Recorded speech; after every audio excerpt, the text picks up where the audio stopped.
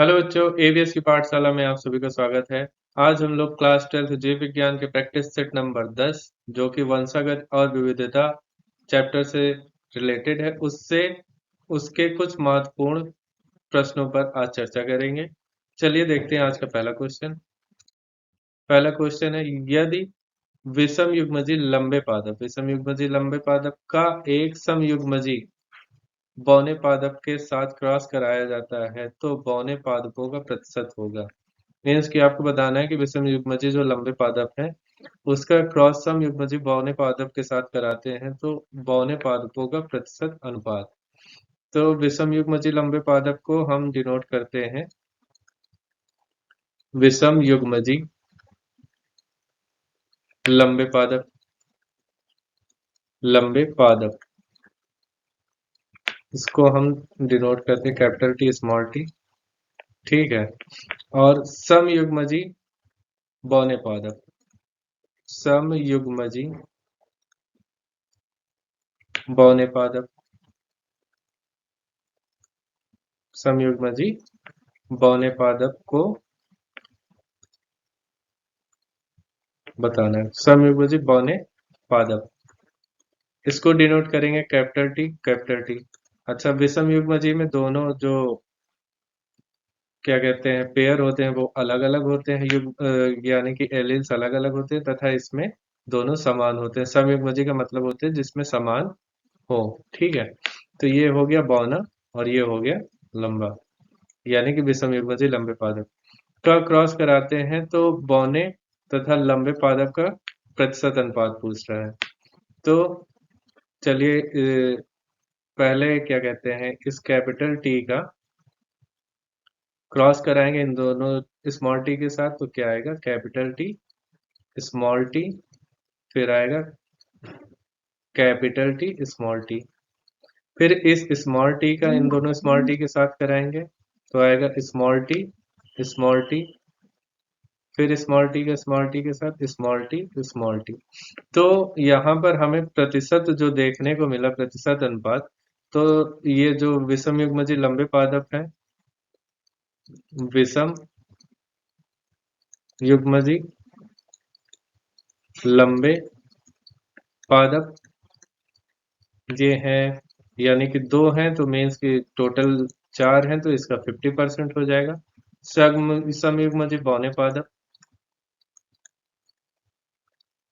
समयुग्मजी बौने पादप 4 में से 2 ये हैं तो मीन्स की 50% ये भी हो जाएगा। अगर रेशियो की बात करेंगे तो रेशियो बनेगा 1:1। तो इसमें पूछा था विषम युग्मजी बौने पादप का प्रतिशत होगा तो प्रतिशत यहाँ पर निकल के आया 50, तो इस हिसाब से हमारा आंसर क्या हो जाएगा, 50%। ये सही। चलिए इसका आंसर भी देख लेते हैं। बौने पादप का प्रतिशत होगा 50, यानी कि 50%। चलिए आगे बढ़ते हैं नेक्स्ट क्वेश्चन की ओर।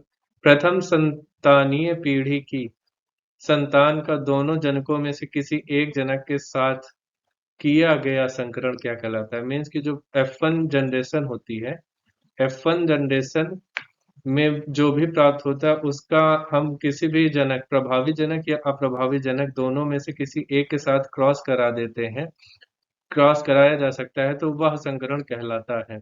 तो वह संकरण कहलाता है परीक्षण संकरण या टेस्ट क्रॉस, संकर पूर्वज या प्रतीप संकरण या बैक क्रॉस, अन्योन्यता संकरण या रेसिप्रोकल क्रॉस, एक संकर संकरण या मोनोहाइब्रिड क्रॉस। तो हमने इसके पहले वीडियो में बताया था टेस्ट क्रॉस और बैक क्रॉस।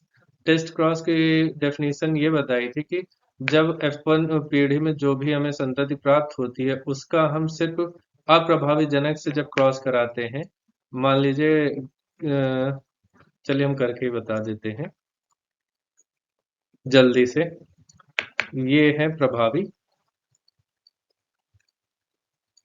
और अप्रभावी। प्रभावी को कैपिटल टी शुद्ध लंबा तथा शुद्ध लंबे होंगे, और ये अप्रभावी जनक स्मॉल टी बौने, वो भी शुद्ध। तो जब इसका क्रॉस कराते हैं तो F1 जनरेशन में हमें क्या मिलता है, कैपिटल टी स्मॉल टी, यानी संकर लंबे पादप। जब संकर लंबे पादप का हम किसी भी जनक से, प्रभावी जनक या अप्रभावी जनक, जैसा कि इस क्वेश्चन में पूछ रखा है कि जब प्रथम पीढ़ी की संतति, यानी ये हो गया F1 पीढ़ी, प्रथम पीढ़ी की संतति, ये हो गई उसकी संतति, प्रथम पीढ़ी की संतति या संतान का दोनों जनकों में से किसी एक के साथ भी करा सकते हैं, मीन्स कि प्रभावी अप्रभावी दोनों में से किसी एक के साथ भी F2 पीढ़ी में जब F2 पीढ़ी में क्रॉस कराएंगे तो दोनों में से किसी एक के साथ भी करा सकते हैं, तो वो कहलाता है बैक क्रॉस। ठीक है, वो कहलाएगा बैक क्रॉस।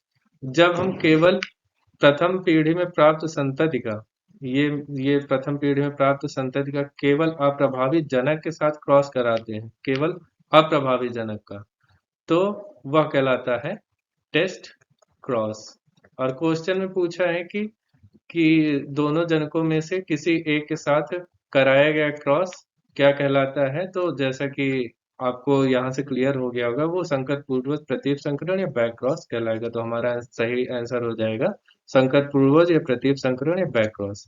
आंसर देख लो, प्रथम संतानीय पीढ़ी की संतान को दोनों जनकों में से किसी एक के साथ कराया गया संकरण संकर पूर्वज संकरण कहलाता है, या इसी को बोलते हैं बैक क्रॉस।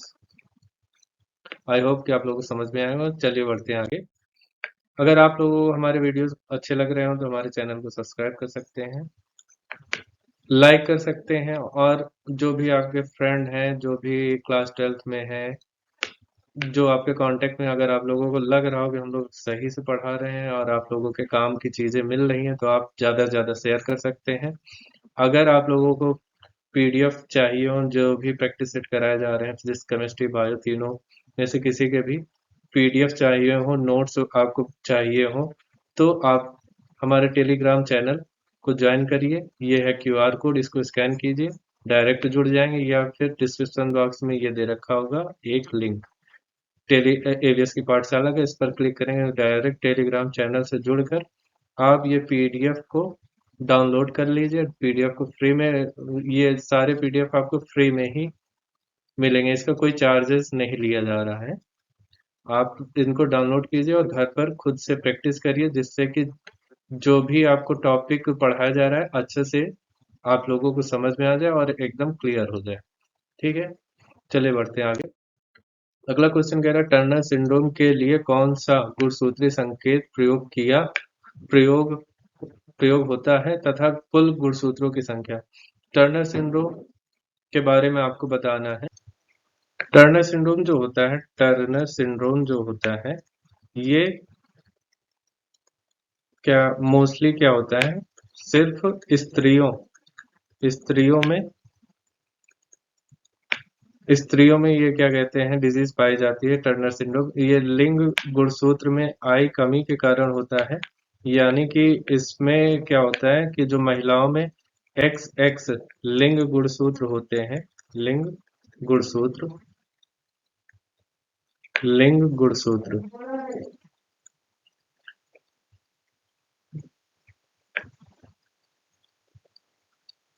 स्त्रियों में जो लिंग गुणसूत्र होते हैं एक्स एक्स होते हैं, ठीक है,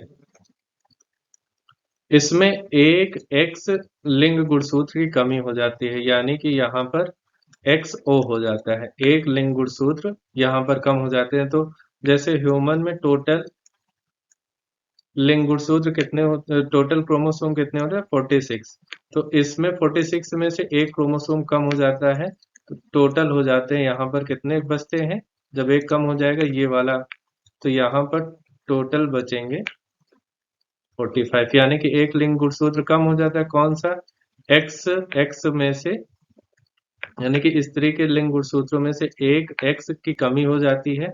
उसको डिनोट करने के लिए हम ओ को यूज कर लेते हैं, ठीक, कि यहाँ पर कोई भी गुणसूत्र नहीं है। तो कुल गुणसूत्रों में आई कमी, यानी कि जो टर्नर सिंड्रोम में टोटल 45 गुणसूत्र होते हैं, जिसमें एक लिंग गुणसूत्र जो कि स्त्री का होता है वो कम हो जाता है। इससे प्रभावित ज्यादातर स्त्रियां इससे प्रभावित ही होती हैं स्त्रियां, ठीक है। टर्नर सिंड्रोम में कुल गुणसूत्रों की संख्या 45 होती है। तो इसको इससे डिनोट करते हैं, तो इसको डिनोट करने के लिए हम यूज कर लेते हैं XO to 2A XO equal to 45 या A प्लस A XO बराबर 45। इसमें पूछा गुणसूत्रीय संकेत तथा कुल गुणसूत्रों की संख्या। गुणसूत्रीय संकेत ये हो गया,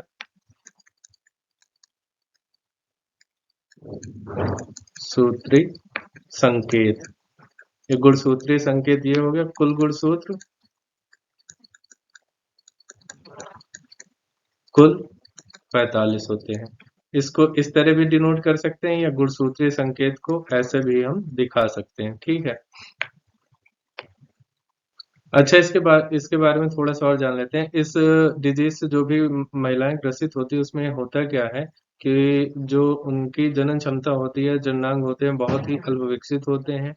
स्त्रियों का कद छोटा होता है, वक्ष बहुत ही छोटे होते हैं, चपटे होते हैं, उनका कद बहुत छोटा होता है तथा वे ज्यादातर बांध या बच्चों को जन्म देने में असक्षम होती हैं। ठीक है, ये इसके कुछ लक्षण थे। चलिए जान लेते हैं इसका आंसर। जो क्वेश्चन हमारा पूछा था, क्वेश्चन में पूछा गया था टर्नर सिंड्रोम के लिए कौन सा गुणसूत्रीय संकेत प्रयोग होता है तथा कुल गुणसूत्रों की संख्या बताए। तो ये गुणसूत्रीय संकेत को हम यूज करते हैं ए प्लस एक्स ओ या 2A XO, और कुल गुणसूत्रों की संख्या 45 होती है। आंसर देख लेते हैं। ये है आपका answer A plus A X O या ए एक्स ओ, इसका गुणसूत्रीय संकेत तथा कुल गुणसूत्रों की संख्या 45 होती है। चलिए बढ़ते हैं आगे। कौन सा आनुवंशिक विकार 21वें क्रोमोसोम की त्रिसूत्रता के कारण होता है? मीन्स कि आपको बताना है कि आनुवंशिक विकार 21वें क्रोमोसोम में जो त्रिसूत्रता हो जाती है या एक अतिरिक्त गुणसूत्र आ जाता है 21वें क्रोमोसोम में, तो उसके कारण कौन सा विकार उत्पन्न होता है? 21वें क्रोमोसोम में त्रिसूत्रता यानी कि आपको बताना है कि जो 21वीं जोड़ी गुणसूत्र होता है, जोड़ी 21वीं जोड़ी गुणसूत्र 21वीं जोड़ी गुणसूत्र 21वीं जोड़ी गुणसूत्र ये होता है ऑटोसोम। ऑटोसोम या इसी को बोलते हैं आलिंगी गुणसूत्र।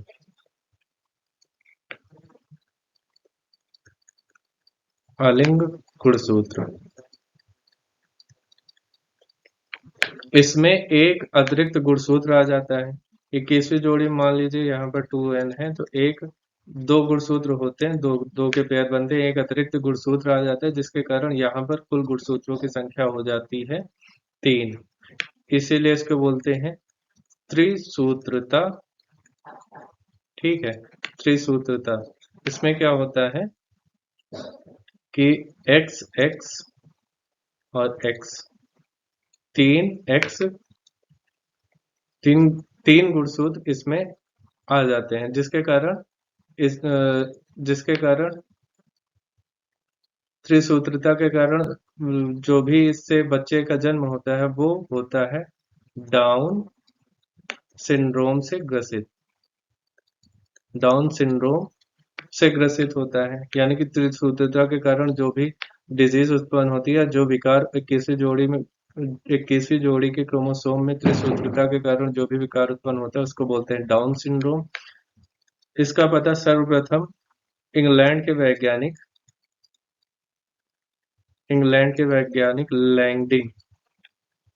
लैंगडन डाउन, इंग्लैंड इंग्लैंड के वैज्ञानिक इंग्लैंड के वैज्ञानिक लैंगडन डाउन ने लगाया था, लैंगडन डाउन ने लगाया था या इन्होंने बताया था, जिसके नाम पर ही इसका नाम क्या पड़ गया, डाउन सिंड्रोम। इसमें होता क्या है कि इससे ग्रसित जो भी बच्चे होते हैं उनका क्या कहते हैं कद बहुत छोटा होता है, मंगोलों के समान उनका क्या कहते हैं चेहरा होता है, और वो जड़ बुद्धि के होते हैं, कद छोटा होता है, पलकें तिरछी होती है, माथा चपटा, सिर चपटा होता है, त्वचा खुरदरी होती है, जवान मोटी होती है, तथा वो उनका मानसिक विकास भी अल्प होता है। उनमें जननांग तो उपस्थित होते हैं परंतु जो पुरुष होते हैं वो जनन असक्षम होते हैं या अक्षम होते हैं, मीन्स कि उनमें जनन क्षमता नहीं होती है। तो ये था क्या कहते हैं मंगोली, या ये था क्या कहते हैं डाउन सिंड्रोम के बारे में। डाउन सिंड्रोम होता कैसे है? इसमें क्या होता है कि मोस्टली जब कोई नॉर्मल स्त्री 40 साल की एज के बाद, 40 साल की एज के बाद किसी बच्चे को जन्म देती है, तो उसमें उससे जो भी बच्चे उत्पन्न होते हैं तो उसमें डाउन सिंड्रोम होने, यानी कि डाउन सिंड्रोम से ग्रसित होने की संभावनाएं बहुत अधिक बढ़ जाती हैं। यानी कि अगर कोई भी स्त्री 40 वर्ष की है और वह गर्भवती होती है और बच्चे को जन्म देती है, तो उसमें इस रोग के होने के चांसेस बहुत अधिक बढ़ जाते हैं। ठीक है, चलिए देख लेते हैं इसका आंसर। कौन सा आनुवंशिक विकार 21वें क्रोमोसोम की त्रिसूत्रता के कारण होता है? तो डाउन सिंड्रोम के कारण होता है। नेक्स्ट, सर्वग्राही तथा सर्वदाता रुधिर वर्ग कौन से हैं? इनके नाम लिखिए। अथवा किस रुधिर वर्ग का मुख्य मनुष्य सर्वग्राही होता है? सर्वग्राही तथा सर्वदाता। सर्वग्राही जो सभी से रुधिर ले सके वो होता है ए बी रुधिर वर्ग, और सर्वदाता सर्वदाता सर्वदाता रुधिर वर्ग जो सभी को रुधिर दे सके। तो सर्वदाता रुधिर वर्ग होता है ओ। ओ रुधिर वर्ग सभी को रुधिर दे सकता है। ठीक है, ये है इसका आंसर। ए बी रुधिर वर्ग मनुष्य का सर्वग्राही रुधिर वर्ग होता है, तथा रुधिर वर्ग का मनुष्य सर्वग्राही होता है, तथा और रुधिर वर्ग यहाँ पर होना चाहिए था ओ, और रुधिर वर्ग ओ, रुधिर वर्ग ओ का मनुष्य सर्वदाता होता है। मीन्स जो जिसका रुधिर वर्ग ओ होगा वो सभी को रुधिर दान कर सकता है। चलते हैं अगले क्वेश्चन की ओर। रुधिर वर्ग ओ वाली स्त्री का विवाह रुधिर वर्ग ए बी वाले पुरुष के साथ होता है, तो उनके बच्चे में कौन से रुधिर वर्ग होने की संभावना है? ठीक है, रुधिर वर्ग ओ, इसको डिनोट करेंगे रुधिर वर्ग ओ। कौन है? स्त्री है, स्त्री का रुधिर वर्ग है ओ। और रुधिर वर्ग ए बी, रुधिर वर्ग ए बी, ए बी को हम डिनोट करते हैं आई ए आई ओ आई बी से। रुधिर वर्ग ए बी, ये कौन है? रुधिर वर्ग ए बी वाले पुरुष। तो उनसे उनके बच्चे में कौन कौन से रुधिर वर्ग होंगे? तो हम इसका क्रॉस करा लेते हैं। चलिए इसको हम दिखा देते हैं चेकर बोर्ड में। नॉर्मल क्रॉस करा के दिखाई दिया, एक बार चेकर बोर्ड भी देख लीजिए चेकर बोर्ड में कैसे होता है। तो चेकर बोर्ड ये हो गया, यहाँ पर मेल को रखते हैं, डाउन साइड में फीमेल को रखते हैं। तो मेल का क्या है? आई ए आई बी, यानी कि ए बी रुधिर वर्ग, और फीमेल का है ओ रुधिर वर्ग आई ओ आई ओ। ठीक, तो पहले आई ओ का आई ए आई बी से कराएंगे। आई ओ आई ए आई ओ आई बी, फिर आई ओ का आई ए आई बी से आई ए आई ओ आई बी। तो क्या हुआ, क्या रिजल्ट क्या निकल कर आया? देखिए यहाँ पर आई ए के दो हैं, एक ये हो गया और दूसरा ये। आई बी आई बी के ये दो हैं, एक ये हो गया एक ये हो गया। मीन्स कि रुधिर वर्ग रुधिर वर्ग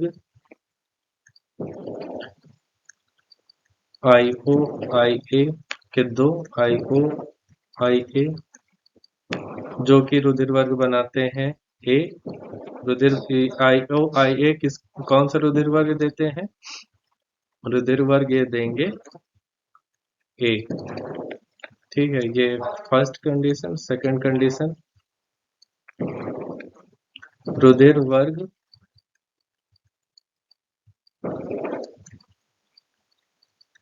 आई ओ आई बी, आई ओ आई बी के दो एलिमेंट थे, ठीक है। और ये कौन सा रुधिर वर्ग देंगे, ये भी ये देंगे रुधिर वर्ग बी।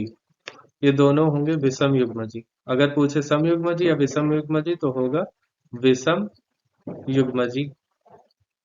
वैसे पूछता नहीं है, लेकिन अगर पूछे कि रुधिर वर्ग ए है, लेकिन रुधिर वर्ग ए और बी दोनों बच्चों में, यानी कि बच्चों का रुधिर वर्ग ए और बी होगा, समयुग्मजी होगा विषम युग्मजी, तो आपको अगर ऐसा क्वेश्चन पूछता है तो वो होगा विषम युग्मजी, ए या ए और बी। चलिए इसका आंसर देख लेते हैं। रुधिर वर्ग ओ, यहाँ पर फिर मिसप्रिंट है, रुधिर वर्ग यहाँ पर ओ होगा। रुधिर वर्ग ओ वाली एक स्त्री का विवाह रुधिर वर्ग ए बी वाले पुरुष, रुधिर वर्ग ए बी वाले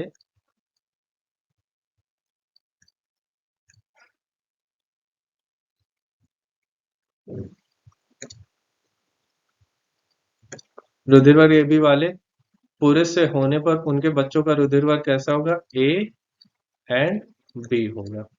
ठीक है, आई होप आप लोगों को समझ में आया होगा कि कैसे निकाला जाता है और उन दोनों बच्चों का रुधिर वर्ग कैसा होगा। रिजल्ट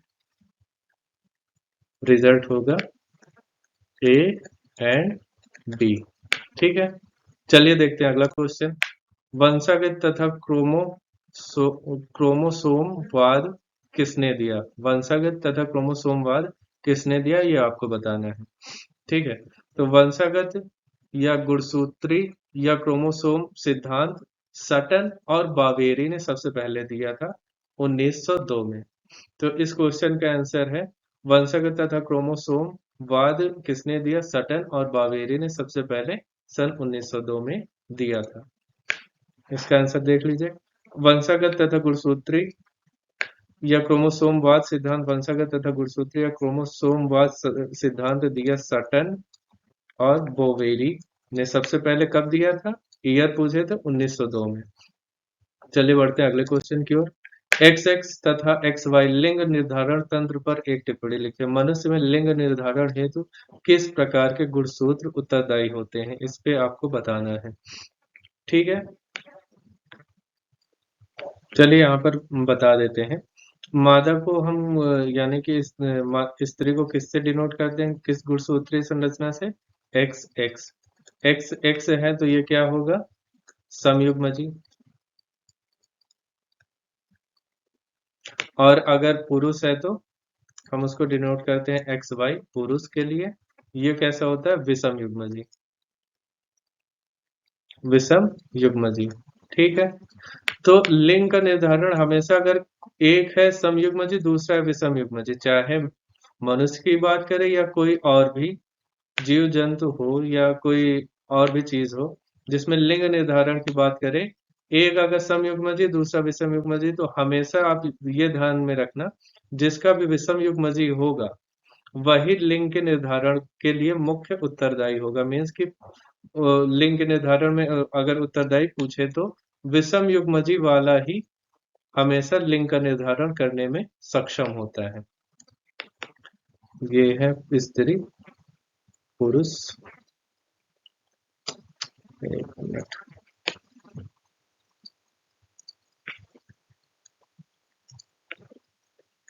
एक्स वाई पुरुष विषम युग्मजी हमेशा पुरुष के द्वारा ही, अगर इसमें पुरुष विषम युग्मजी है तो पुरुष के द्वारा लिंग का निर्धारण होगा।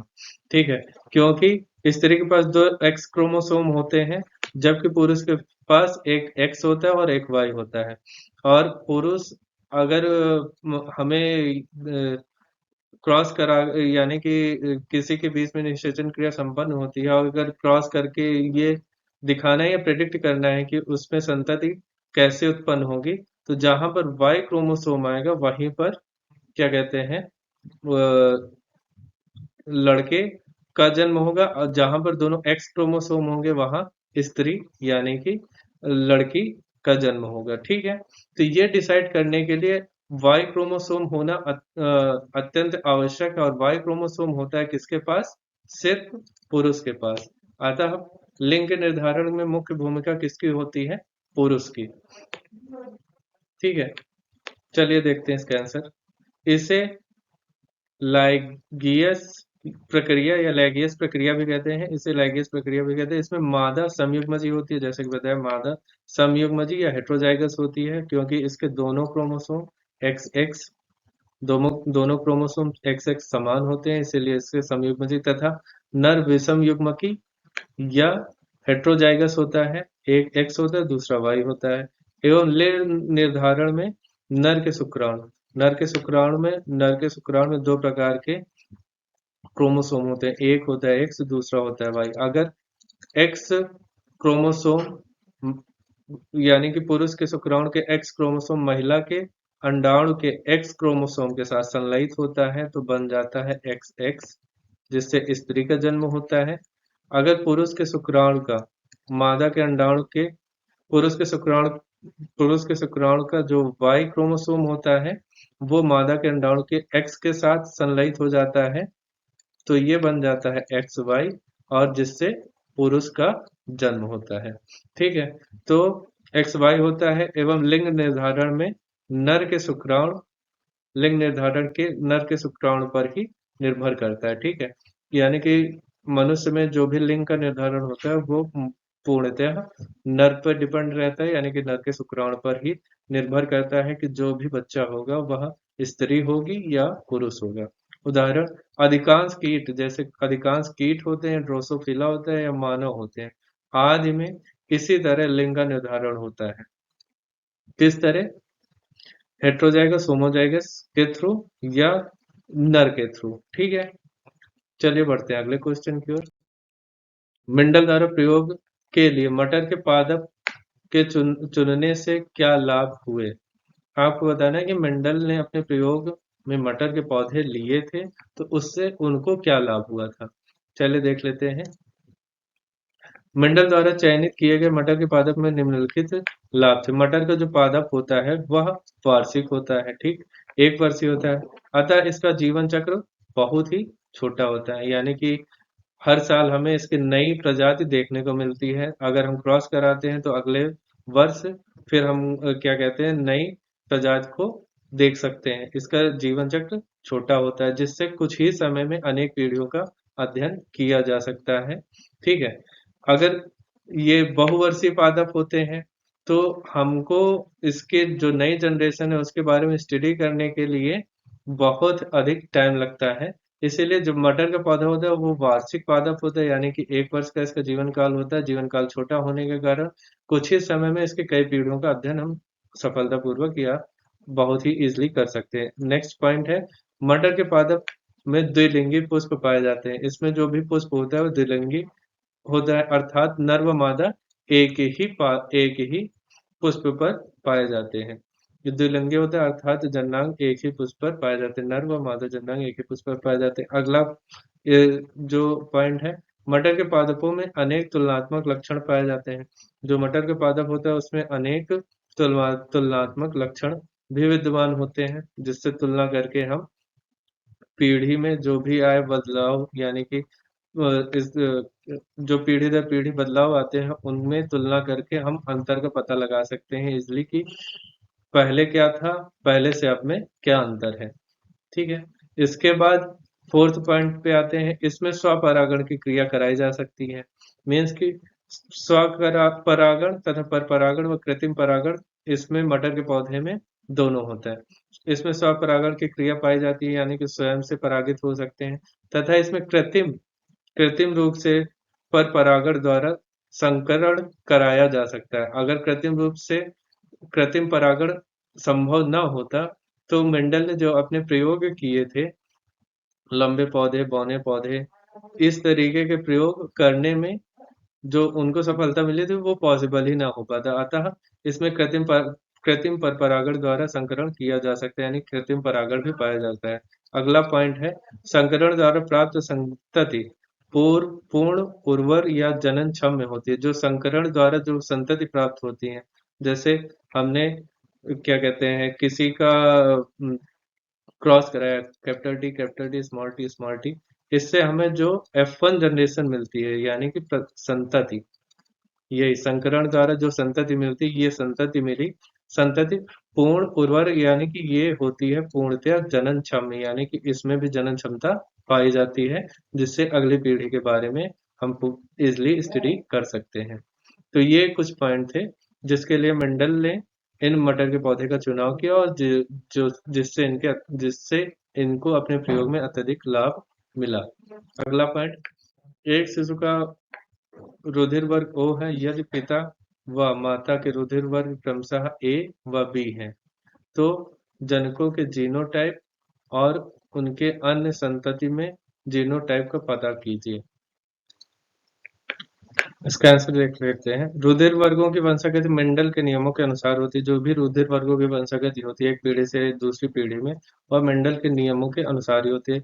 लाल रुधिराणु वाले जो रेड ब्लड सेल्स या आरबीसी होते हैं, लाल रुधिराणु वाले रुधिराणुओं प्रतिजन का प्रभावी जीन, लाल रुधिराणुओं पर जो प्रतिजन के प्रभावी जीन होता है वो कैपिटल आई के कारण उपस्थित होता है।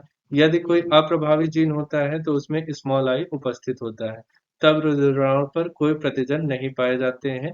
जब स्मॉल आई होगा तो उसमें कोई रुधिराणु का प्रतिजन नहीं होगा, उसमें कोई प्रतिजन नहीं पाया जाएगा। तथा रुधिर वर्ग, अगर स्मॉल आई कहीं पर पाया जाता है तो उसमें कोई प्रतिजन नहीं उपस्थित होता है, तब रुधिर वर्ग O होता है। उस जगह पर अगर स्मॉल आई किसी का अप्रभावी जीन है तो वहां पर रुधिर वर्ग हो जाएगा O। ठीक है, चलिए इसको देखते हैं क्रॉस के माध्यम से। ये हो गया, मान लीजिए एक जनक हो गया। जनक कैसा उसमें बोला था, पिता का रुधिर वर्ग A तथा माता का रुधिर वर्ग B। ठीक है, संभावित जीन प्रारूप हो गया ये। इसको कैपिटल A या स्मॉल आई, या इसी को हम ऐसे भी कर सकते हैं कैपिटल IA, IO या IB, IO।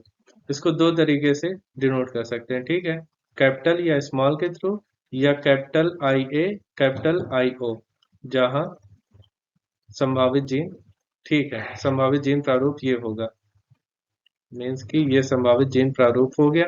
जब हम इसके युग्मक बनाते हैं तो एक बन जाएगा युग्मक कैपिटल IA का, या स्मॉल आई या इसी को बोलते हैं स्मॉल आई की जगह हम यूज कर सकते हैं IO का।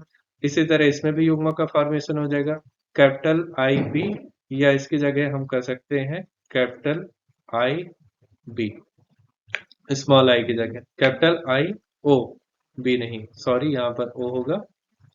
ठीक है, जब इसका क्रॉस कराते हैं तो ए का पहले इसका क्रॉस कराएंगे IA, IB और IO के साथ, तो क्या मिलेगा हमें,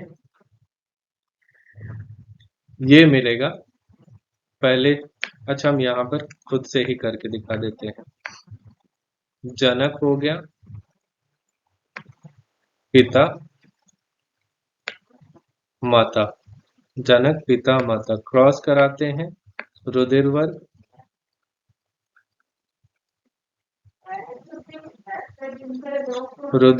ये होगा A पिता का था, B माता का था।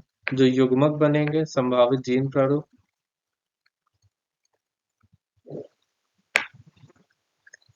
जीन प्रारूप, संभावित जीन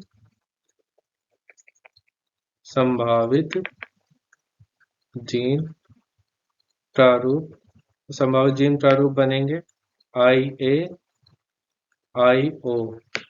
ये IO की जगह हम स्मॉल आई को भी यूज कर सकते हैं, जैसे कि मैंने यहाँ पर आपको बताया, जैसे ये यहाँ पर मैंने बताया है। ठीक है, IA, IO, इसी तरह IB, IO। ठीक, ये होगा। अगर इसके युग्मक बनाएंगे तो इसके दो युग्मक बनेंगे, इसके भी दो युग्मक बनेंगे। कौन कौन से, एक तो बनेगा IA का, दूसरा बनेगा IO का बनेगा, फिर IB और IO। IO की जगह हम ऑब्लिक करके लिख सकते हैं स्मॉल आई, जैसा कि बताया गया था थ्योरी में, स्मॉल आई। ठीक, अगर स्मॉल आई है तो वहां पर O ब्लड ग्रुप एज्यूम कर लिया जाता है। ठीक, अब इन दोनों के मध्य क्रॉस कराते हैं क्रॉस कराने के लिए पहले इसका कराएंगे इन दोनों के साथ। तो ए का आई बी से तो बनेगा आई ए आई बी, फिर ए का इन दोनों के साथ इसके साथ आई ए आई ओ की जगह हम स्मॉल आई भी यूज कर सकते हैं, तो इसको भी दिखाते ही चलते हैं साथ में। नेक्स्ट स्टेप में क्या है, इसका क्रॉस कराएंगे इन दोनों के साथ, तो यहाँ पे बन जाएगा आई बी आई ओ, फिर आई ओ आई ओ। ठीक है, जहां पर आई ओ यूज किया वहां पर स्मॉल आई हम यूज कर सकते हैं, जैसा कि बताया यहाँ पर भी हो जाएगा स्मॉल आई। तो अब इस हिसाब से रुधिर वर्ग आई बी का निकल कर आएगा ए बी रुधिर वर्ग। ठीक है, आई ओ का रुधिर वर्ग निकल कर आएगा ए रुधिर वर्ग, आई बी आई ओ का रुधिर वर्ग निकल कर आएगा बी रुधिर वर्ग, और आई ओ या दो स्मॉल आई इसका रुधिर वर्ग निकल कर आएगा जिसमें कोई प्रतिजन नहीं था, उसका रुधिर वर्ग निकल कर आएगा ओ। तो हमारे संभावित रुधिर वर्ग कौन कौन से हो जाएंगे, ए बी ए बी और ओ, जैसा कि क्वेश्चन में पूछा गया था।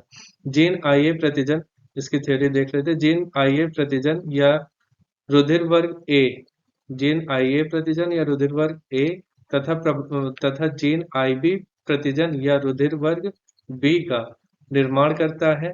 जीन तथा आईए व आईबी सह प्रभावी होते हैं, अतः एक विषम युग्मजी व्यक्ति जिसका जीनोटाइप आईए तथा आईबी विषम युग्मजी, मैंने इसके पहले बताया अगर विषम युग्मजी रुधिर वर्ग है तो उसमें अगर एक विषम युग्मजी बनाना है तो आई ए आई ओ, बी का रुधिर वर्ग बनाना है तो आई बी आई ओ, अगर सम युग्मजी बनाना है तो आई ए होगा ए का, बी का बनाएंगे तो आई बी।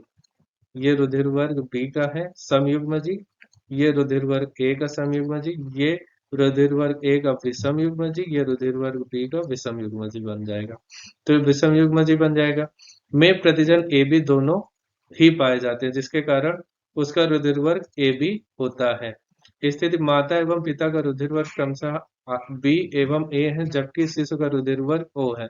अगर शिशु का रुधिर वर्ग ओ आ रहा है और माता पिता का ए बी है, तो संभवतः अगर दोनों समयुग्मजी ए और बी होंगे तो कभी पॉसिबल ही नहीं होगा। तो इस जगह पे हमेशा अगर रुधिर वर्ग संतति का अगर माता का ए बी है और संतति का ओ है तो मतलब वहां पर विषम युग्मजी ए बी रुधिर वर्ग यूज हुआ है। ठीक है, तो इस हिसाब से रुधिर वर्ग ओ वहां पर निकल कर आता है। आई होप कि आप लोगों को समझ में आया होगा। यहाँ पर भी देख लीजिए, ये दो क्या कहते हैं युग्मक बनते हैं, जिससे आई ए का क्रॉस आई बी से कराते हैं तो आई बी बनता है। फिर इस आई ए का स्मॉल आई से कराते हैं आई ए और स्मॉल आई बनता है, तो यहाँ पर रुधिर वर्ग ए हो जाता है, यहाँ पर रुधिर वर्ग बी हो जाता है। फिर इस आई का आई बी आई से कराते हैं, स्मॉल आई का कैपिटल आई बी और स्मॉल आई से कराएंगे, तो पहले स्मॉल आई का कैपिटल आई बी से कराते हैं तो आई बी और आई बनता है, तो यहाँ पर रुधिर वर्ग बी बन जाता है। और जब स्मॉल आई का स्मॉल आई से कराते हैं तो यहाँ पर स्मॉल आई की जगह जब दो स्मॉल आई होते हैं तो वहां पर कोई प्रतिजन नहीं बनता और वहां पर रुधिर वर्ग ओ बन जाता है। आई होप कि आप लोगों को ये समझ में आया होगा। Thank you for watching. अगर आप लोगों को वीडियो अच्छे लगे हों या हमारा पढ़ाया हुआ हमारे जितने भी टीचर्स हैं आपके साथ मेहनत कर रहे हैं, लगे हुए लगातार फिजिक्स केमिस्ट्री या बायो के, अगर उनकी मेहनत आप लोगों को पसंद आ रही हो, उनके द्वारा बनाए गए वीडियोस या प्रैक्टिस सेट आप लोगों को अच्छे लग रहे हैं, तो आप हमारे चैनल को लाइक करिए, सब्सक्राइब करिए, शेयर कीजिए और अपने फ्रेंड्स के साथ ज़्यादा से ज़्यादा शेयर कीजिए ताकि उन लोगों को भी ये चीज़ें प्रैक्टिस सेट प्रोवाइड हो पाए और जिससे वो भी अच्छे नंबर यानी कि जो आपका मेन एग्जाम 12th का है अच्छे नंबर से पास हो सके। Thank you.